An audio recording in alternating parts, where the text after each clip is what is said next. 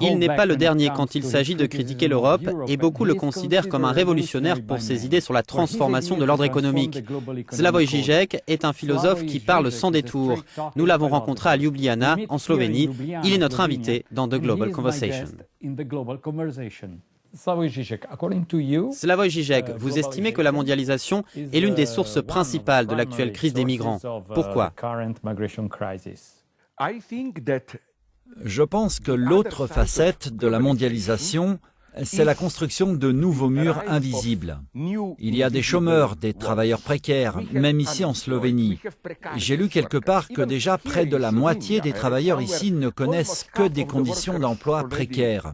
Vous avez des États qui ont échoué, vous avez des gens qui vivent dans des bidonvilles qui sont exclus.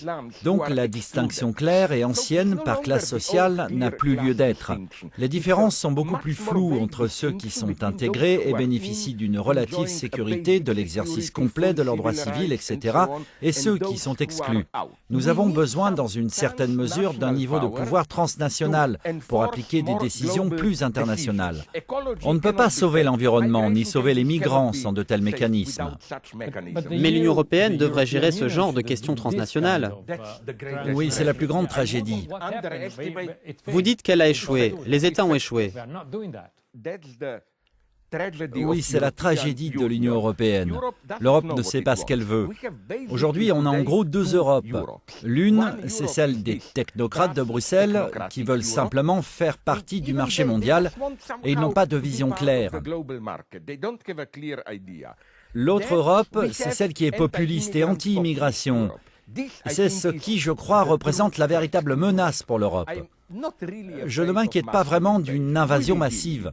On gérera les choses. En revanche, j'ai vraiment peur de ceux qui veulent défendre l'Europe aujourd'hui. Si par exemple, Le Pen arrive au pouvoir en France, etc., est-ce que l'Europe restera celle qu'on connaît tous et que j'espère on aime tous ? L'Europe continue de représenter aujourd'hui des valeurs d'émancipation, la sécurité sociale, l'égalité, les droits des femmes, etc., etc.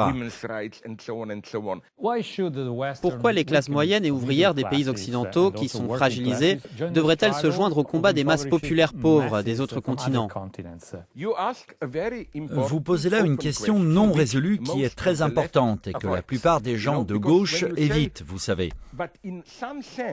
Quand on dit que les gens ordinaires qui ont peur des migrants ont d'une certaine manière des raisons pour ça, si l'Europe s'ouvre totalement aux migrants, ce ne sont pas les riches qui vont en pâtir, mais ceux qui n'auront plus accès à autant d'emplois et qui auront des salaires plus faibles probablement.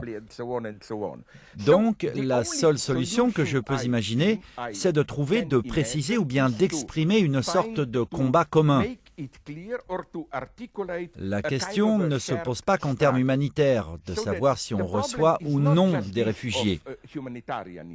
Le problème, c'est qu'il y a une certaine colère en Europe, notamment sur le déclin de l'État-providence, etc.